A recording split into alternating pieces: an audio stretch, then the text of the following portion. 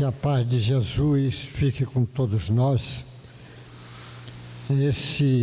Eu estava pensando em conversar um pouco sobre porque nós sabemos, todos nós já sabemos, que o Espiritismo é a volta do cristianismo, é o cristianismo redivivo, isso nós já sabemos. Mas às vezes nós refletimos pouco sobre as primeiras casas do cristianismo em relação ao centro espírita. Ela também é nós somos uma cópia pálida daquelas primeiras casas. Então, cada uma daquelas casas vale a pena as nossas reflexões muito. A primeira, que foi a Casa do Caminho, lá em Jerusalém, que era praticamente vindo do judaísmo, mas ela fazia, como todas as outras casas espíritas, ela fazia leitura das coisas de Jesus. Existiam naquela época as anotações do Mateus, que depois se transformou no livro O Evangelho segundo Mateus, que eram as anotações sobre o Cristo. O que o Cristo fazia, ensinava, a maneira que ele curava, eles faziam. Então eles liam, depois discutiam entre eles, e eles faziam reuniões mediúnicas, não com o nome de mediúnicas, que não existia essa palavra. Ele dizia de profetização, ou seja, reunião mediúnica, para afastar, que eles diziam, espírito imundo, que é reunião de desobsessão nossa. Eles atendiam as pessoas carentes, as viúvas. Então, como normalmente o centro espírita vai fazendo, atende as pessoas carentes, pessoas que ficavam lá para receber ajudas mais variadas. Ele atendia os doentes, como normalmente os centros espíritas fazem o entendimento da harmonização e saúde. Se você vai olhando, e eles faziam muita oração e uma fraternidade imensa entre eles. Então, se você vai observando, o centro espírita é a cópia daquelas primeiras casas que nós precisávamos revisar. Ali, a primeira Casa do Caminho, que era comandada mais pelos apóstolos. Depois eles têm a segunda casa, que já é na Samária, que aí é judeus, mas pegando agora os samaritanos, que era judeu não reconhecido pelos judeus.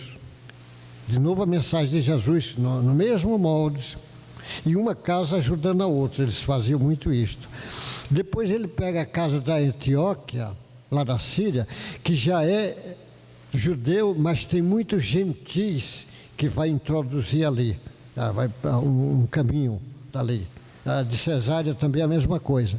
Depois ele faz a primeira casa da Europa. É essa que eu também queria dizer para a gente refletir. Cada uma daquela tem sua história, tem grande aprendizado em relação ao Espiritismo. Porque o fenômeno mediúnico era uma coisa muito marcante naquelas casas. Só que ele não entendia a mediunidade como nós entendemos, porque o trabalho de Kardec ainda não tinha chegado. Então, a mediunidade, mas estava a serviço do Cristo desde o momento lá do fenômeno do Pentecostes. A mediunidade a serviço de Cristo a partir daquele instante.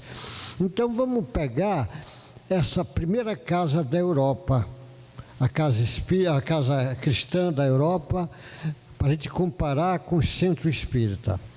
O Paulo é o responsável por isso. O Paulo já tinha enfrentado aqueles problemas, já tinha visto Jesus lá em Damasco, já tinha fugido de Damasco em cima, num cesto de lixo por cima do muro, já tinha apanhado, já tinha sido preso, já tinha experimentado algumas coisas boas. Ele estava fazendo as viagens.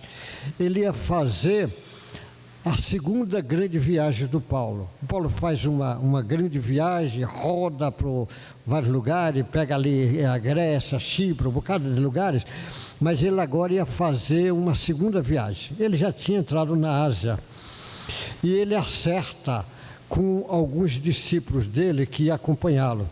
ele sempre viajava com alguns daqueles jovens que ele ia ensinando, que ele dizia que virava filhos espirituais dele.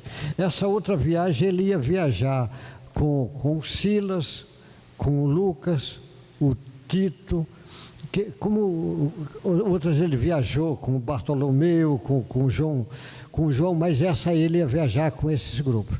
Então ele já tinha certo de ir viajar para a Ásia, ia fazer um grande mergulho na Ásia. A Ásia era mais populoso, então o Paulo era estratégico.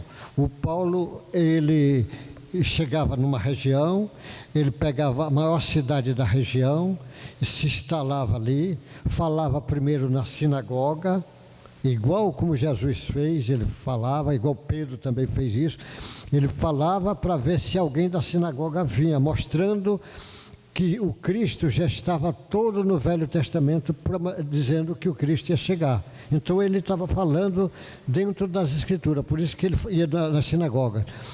Depois ele se instalava grupos, e quando o grupo estava sólido, ele mudava, ou senão era expulso, às vezes saía às pressas, mas ele deixava grupo sólido. Ele geralmente formava sólido numa cidade grande, da cidade grande ele ia espalhando para as outras que ele ia, depois ele pegava outro centro, ia fazendo assim, numa estratégia muito bem feita que ele tinha. Então ele disse que ia para a Ásia, já tinha feito a estratégia toda daquelas cidades. Então no outro dia ele ia para a Ásia. Então de noite Jesus aparece para ele, para o Paulo. Isso que eu estou dizendo está no livro, por exemplo, Atos dos Apóstolos, está lá. Não estou dizendo nada que é fantasia de alguém, não, está lá. Jesus aparece e disse para ele: não é para a Ásia, você vai para a Europa. E ele não discute, vai para a Europa. Isso vem a primeira lição para nós. A estratégia nós podemos fazer, mas a decisão é de cima para baixo, não é nossa. Nós estamos a serviço do Cristo. O médium não passa de instrumento e mais nada do que isso, mais do que instrumento. Então, Jesus diz, é para a Europa.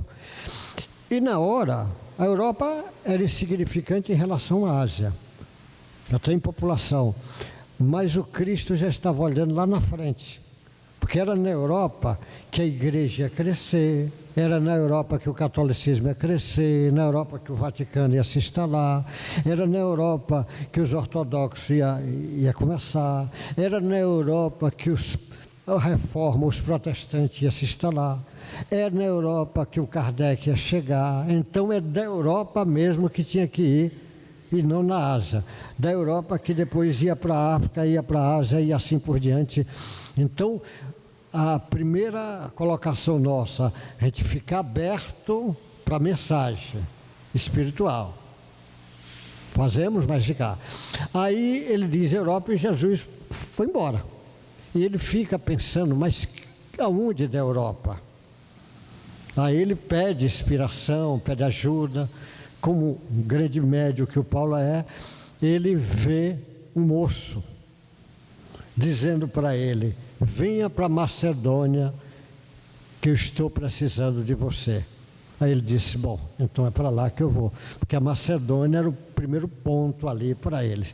E ele vai a Macedônia e vai para a cidade, essa cidade de Filipos, que era nome porque o rei Filipe, a cidade já foi destruída, estava feita de novo agora pelo rei, mas era sede, era capital da região, da Cássia, era a capital. Então ele chega lá, e lá não tinha uma estrutura, que era a Europa, não tinha estrutura como ele vinha pegando nas outras, nas sinagogas, que ele sempre falava. Então ele descobre, quando ele chega, que tem um grupo de mulheres, só de mulheres, que morava lá, mas que ia perto do rio, uma casa de oração, que elas iam fazer oração, porque não era judia, mas era simpatizante ao judaísmo, elas iam fazer oração.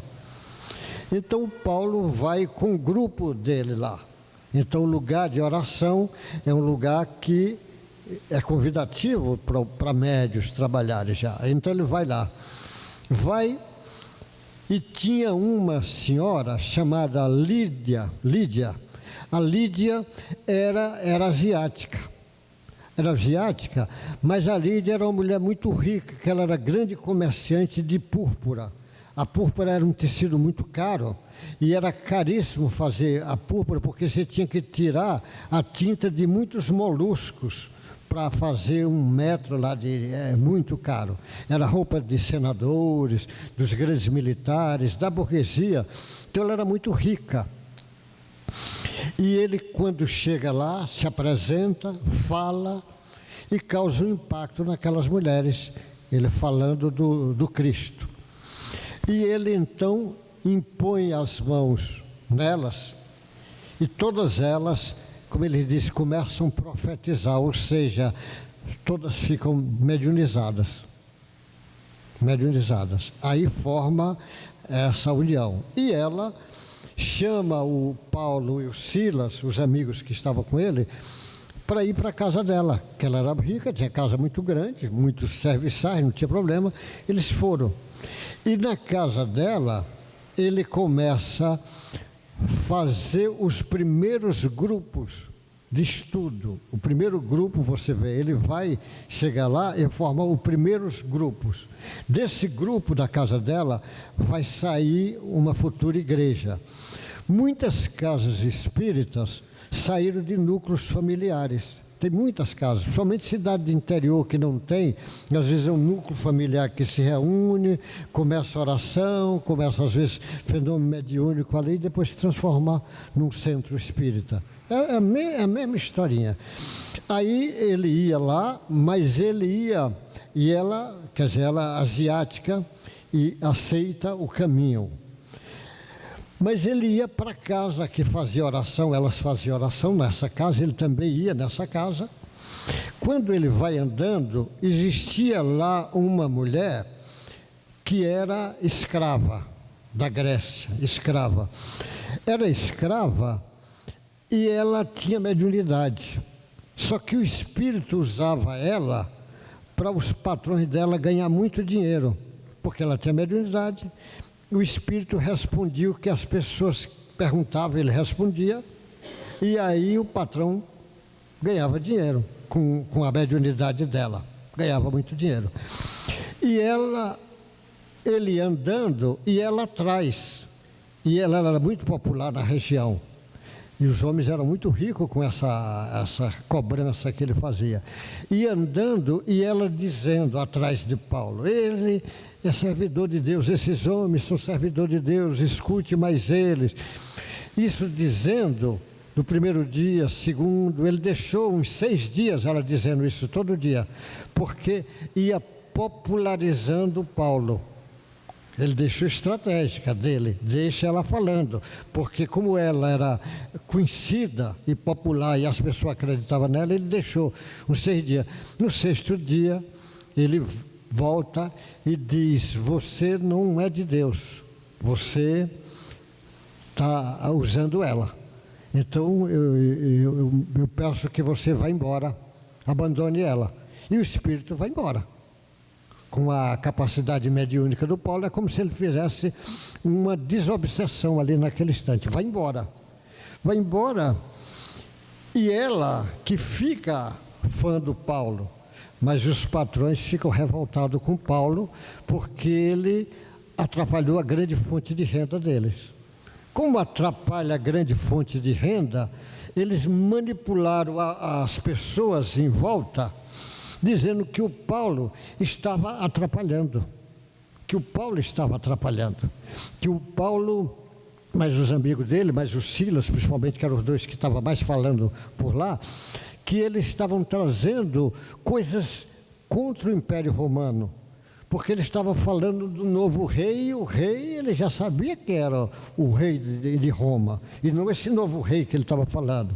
E criou a balbúrdia, porque na realidade ele estava perdendo, tomando prejuízo. Ele criou uma confusão de tal forma que pega eles e leva na praça E tem lá alguém que faz um julgamento rápido, que no outro dia que o juiz ia julgar, mas faz um julgamento rápido e condena ele. E condena o Paulo e o Silas para apanhar, tomar 20 chibatadas não, de varadas, porque lá era permitido vara. O juiz, o soldado tinha as varas, rasga a camisa do sujeito e bate de varas 20, cada um toma 20, nas costas, na frente, no rosto, aquelas varadas todas, e ele é preso, Mas você veja no fenômeno lá da escrava, a mediunidade cobrada, que o Espiritismo condena, dá de graça o que de graça recebeu, o Paulo faz a condenação, e naturalmente quem está ganhando não vai aceitar, como até hoje as pessoas não aceitam esse mecanismo do espiritismo. Mas de novo um fenômeno mediúnico muito intenso aí. Aí ele é preso, os caras pegam ele e levam para um lugar que a cadeia era assim, tinha a parte superior, que eram os presos, que podia respirar, ter vento, ter luz, mas estava preso. Era preso comum. Tinha aqueles presos que não podia fugir, como o cara deu a ordem, não deixa eles fugirem, aí bota na parte mais inferior. A parte mais inferior é tipo um buraco, que aí é cheio de lama, aí prende o Paulo e o Silas, prende a perna lá no toco, prende o braço também num toco, só para poder pegar a comida, e prende a cabeça também. Ele fica naquela lama, sem poder nem se coçar, porque cada movimento dele dói, porque tinha apanhado, tinha aquilo. E ele fica ali preso, porque tinha ainda a parte mais inferior, que era para aqueles que já estavam condenados à morte. Essa ainda era pior ainda, que já ia morrer. Como o Paulo ainda ia ser julgado no outro dia, então ele estava lá preso e apanhou. Já era fim do dia, de noite, meia-noite, naquela lama, naquela coisa, o Paulo começa a cantar. Paulo e Silas começam a cantar os salmos, que era a música deles, da época, vai cantando. E aquilo causa um impacto nos presos, os outros vendo aquele cara naquela situação ainda cantando, quando normalmente as pessoas vão xingando, dando pontapé, fazendo essas coisas todas. E ele canta, mostrando de novo o médio que está a serviço do Cristo. Ele vai ficar sereno até nas horas de provações, de dificuldade. Que a confiança dele é no Cristo. Ele sabe, se tiver que ir, vai, mas se não tiver, o Cristo vai zelar por ele. Ele fica na certeza de usar. E naquele cantar dele, vai cantando, tem um grande terremoto ali. Um terremoto que abala o prédio. E todas as portas se abrem, inclusive as correntes que estão nos pés dele, todas se abrem. Só que era de noite, era de madrugada. E aí, o menino acorda, o centurião, que tinha ordem de não deixar sair, e diz, bom, eles fugiram, e eu sei que eu vou ser morto. Então o centurião pega a espada para se suicidar. E o Paulo, lá dentro, no escuro, porque o está lá separado, longe, ele diz lá dentro, a mediunidade dele, percebendo, como se fosse mediunidade de transporte, alguém avisou para ele, e diz para ele, grita, não faça isso que eu estou aqui. Aí o soldado baixa a espada e procura uma lamparina para ir lá e encontra o Paulo. Quando ele vê aquilo que não fugiu e que salvou, que ele ia suicidar, ele pergunta ao Paulo, mas que Deus é esse que eu quero também, porque um poder deste, porque o Paulo já era conhecido, porque aquela pitonisa tinha feito ele ficar conhecido. E ele então, o centurião tira ele, leva para a casa dele, faz curativo nas feridas, dá comida para o Paulo, e no outro dia o Paulo volta e recebe a ordem para poder ir embora. Ali você vai ver um grupamento que agora não está judeu lá, porque a primeira casa que sem judeu mesmo que eles vão formar, essa na Europa. É como se dissesse o que vem daqui para frente.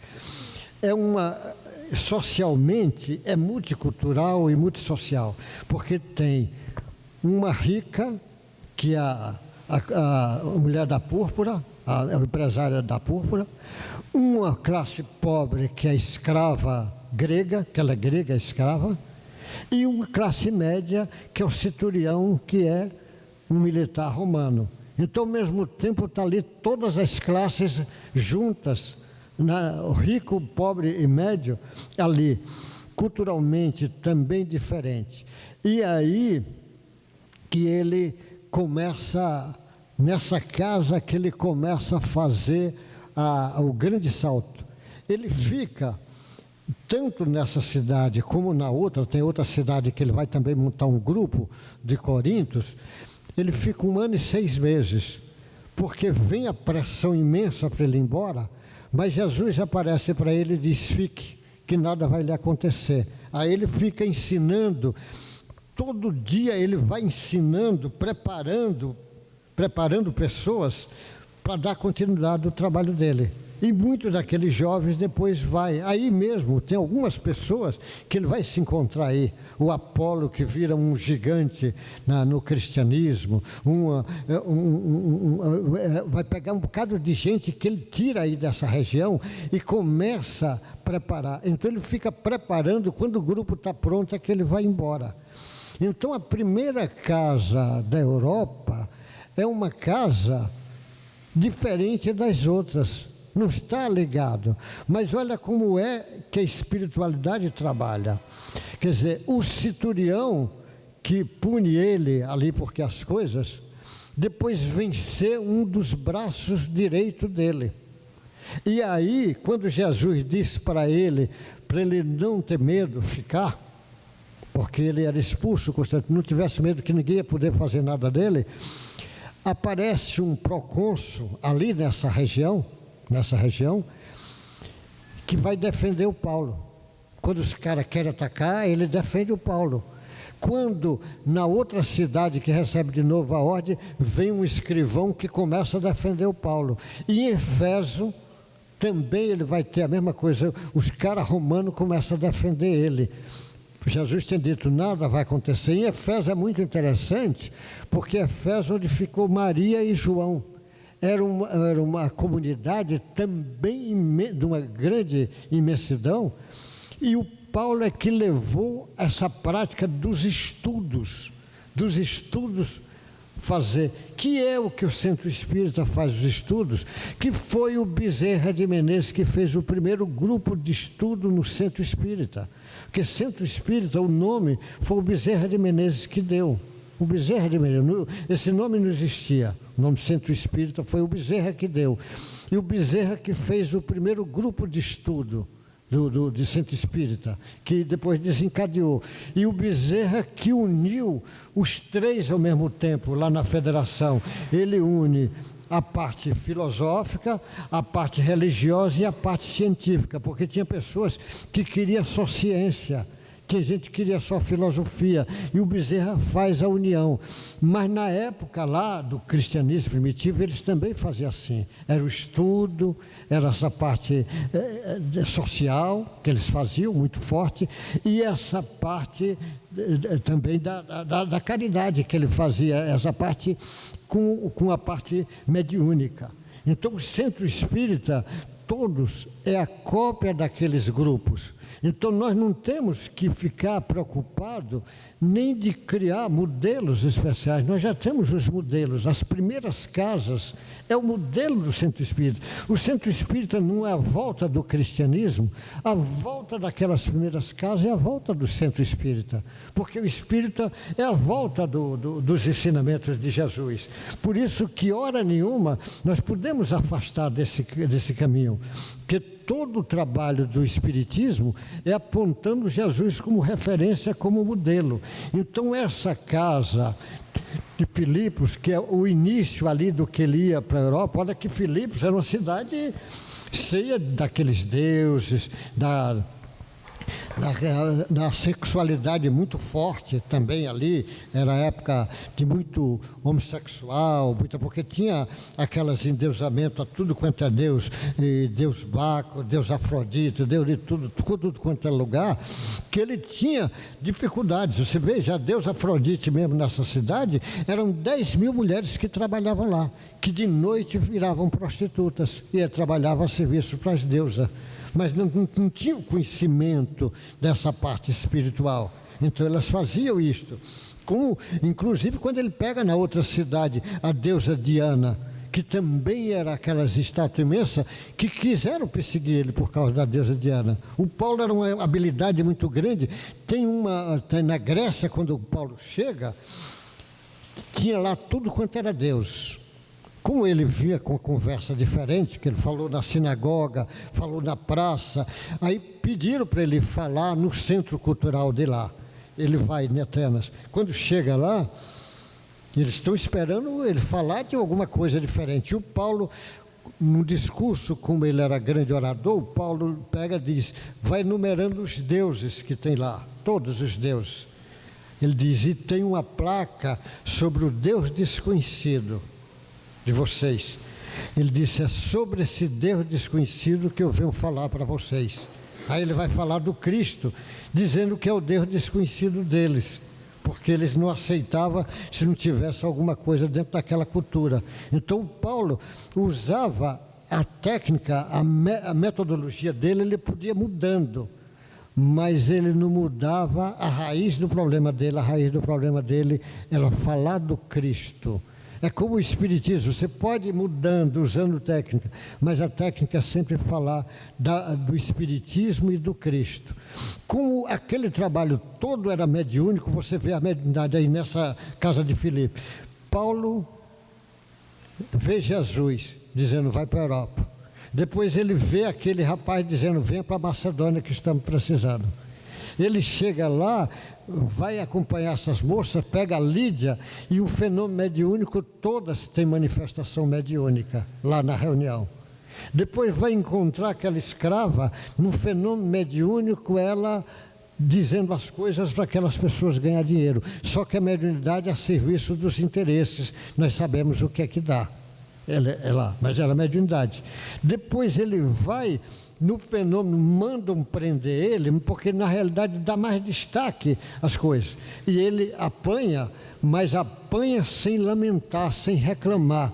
Apanha na realidade que ele sabe que Deus, o médium, ele pode sofrer, porque não quer dizer que tem o apoio do alto, não vai sofrer, mas você vai ter o apoio apesar do sofrimento. Você não será abandonado.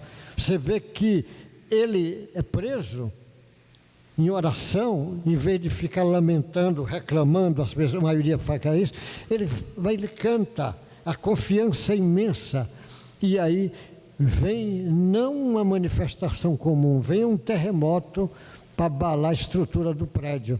Então significa que o alto, às vezes, ele vem na forma de terremotos para o médium, vem na forma de verdadeiro tsunami.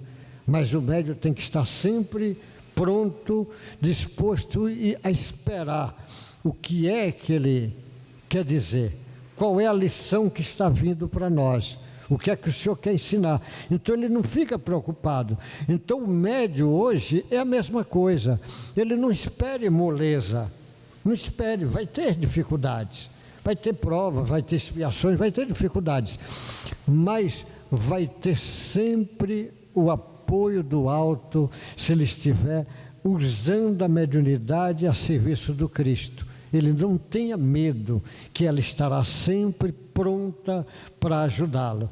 Então, aquelas primeiras casas, é muito importante que nós voltássemos a refletir sobre cada uma daquelas casas, porque ali é a base para nós, a base está ali.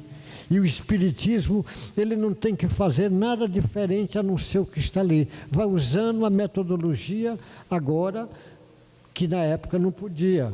Você hoje pode fazer pesquisas que naquela época não podia.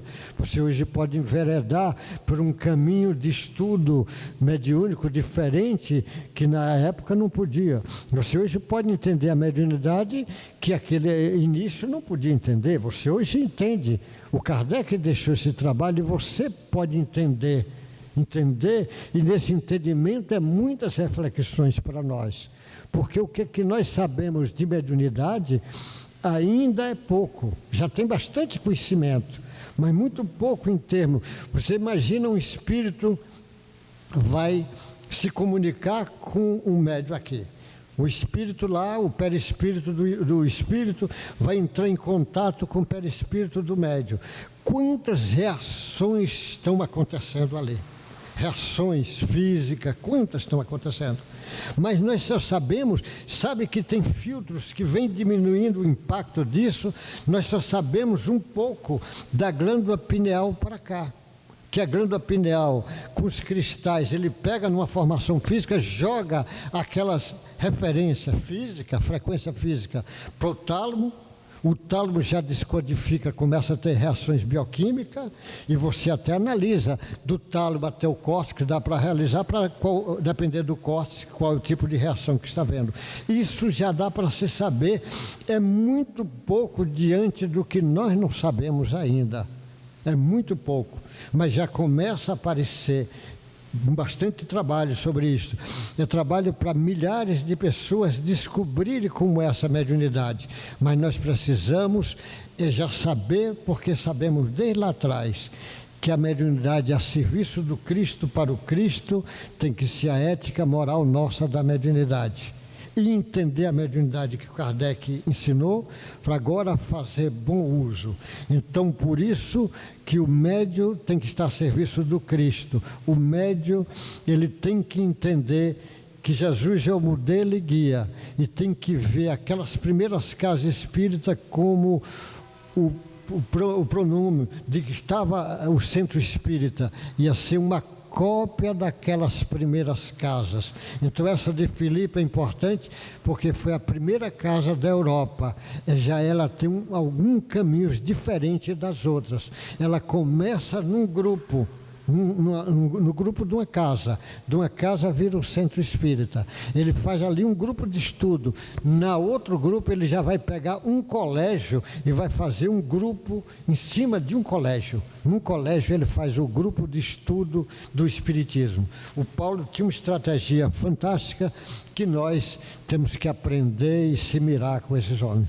Então que aquela vibração lá da casa do Filipos, né, que nós falamos hoje, assim, nessa casa muito simples, pouca coisa dela, mas tem muito mais coisa, daquela casa de Filipe, como da vibração das primeiras casas, da Antioquia, lá da Síria, da Casa do Caminho, lá em Jerusalém, a vibração daquelas casas primitivas que se estenda por todos os centros espíritas e se estenda por aqui, para que nós possamos aprender com aquela gente a solidariedade que eles tinham, um grupo ajudar o outro, um grupo fazer prece pelo outro. Nós já precisamos fazer isso.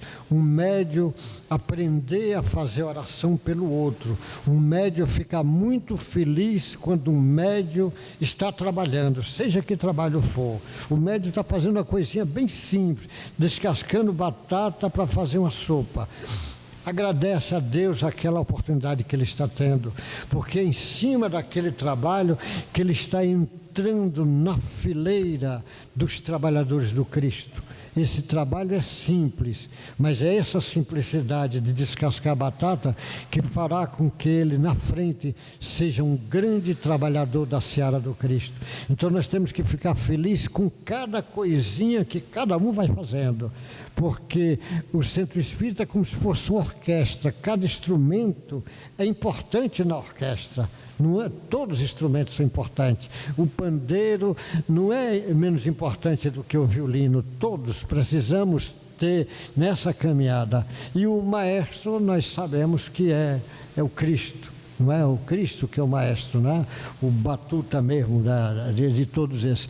E nós precisamos aprender a torcer pelos companheiros que estão trabalhando, seja o menor trabalho. Abençoa. Ele está dando a água, está distribuindo mensagem, abençoa. Abençoa porque aquilo é muito importante, porque ele está entrando num caminho que você está olhando agora, mas se você olhar daqui a 500 anos, olha o que esse camarada vai fazer. Então, por isso que nós temos que aprender a ter sensibilidade para escutar a mensagem do alto para baixo, porque é de cima para baixo. Não adianta a decisão nossa se não estiver acoplada com as decisões do alto. Por isso que Jesus disse para Paulo, não é para a Ásia, é para a Europa. E ele simplesmente não discute e muda o caminho dele. Simplesmente a Europa vai ser a Europa. Mas o Cristo sabia porque estava dizendo para a Europa. Então nós temos que aprender a fazer isso, porque assim que eles faziam, isso é muito importante para cada um de nós. Então que a vibração da casa dos Filipos, lá do casa do Coríntios, daquelas casas, chegue até nós e desperte em cada trabalhador desta casa a vontade que aquela gente tinha, a vontade de seguir o Cristo, de ser um trabalhador do Cristo e apenas isto e nada mais. O Paulo, quando endeusaram ele, tem uma cidade que disseram, ele é um rei, ele é o Deus Júpiter, porque ele está fazendo coisas fantásticas. E o Paulo rasga a camisa e diz, olhe para mim, eu sou igual a vocês, não tem coisa nenhuma, apenas Jesus é que está agindo através de mim. O Pedro, curando até com as sombras, as pessoas ajoelharam nos pés do Pedro, ele levanta e diz, levanta, eu sou um pescador simples, é o Cristo que está agindo através de mim. Então o médium que fizer alguma coisa é porque tem espíritos ajudando. Se ele curou, pode ficar certo, tem espíritos ajudando para a cura, não foi ele que curou, ele apenas foi instrumento. E o médium não pode hora nenhuma esquecer que nós somos instrumento de Jesus, a serviço de Jesus. Por esse caminho é que nós podemos fazer alguma coisa. Se perder de vista que não somos instrumento, com certeza não faremos nada. Ou uma boa sorte. Já estou terminando, ela já deu sinal que já passou do meu horário. Deixa eu ir. Uma boa sorte, Deus guarde vocês, viu? E até o próximo encontro nosso.